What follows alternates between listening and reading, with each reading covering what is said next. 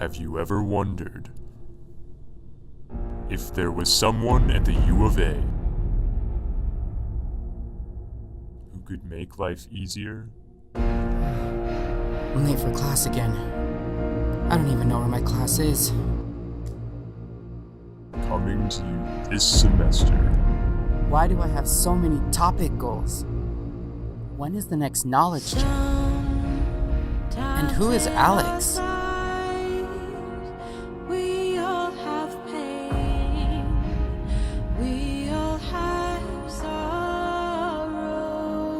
How am I supposed to make time for all of this?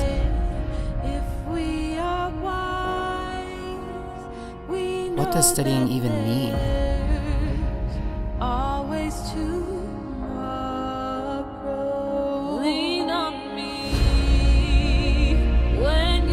I lost my CAD card for the third time this week.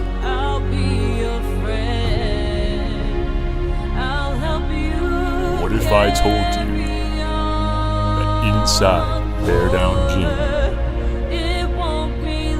you could find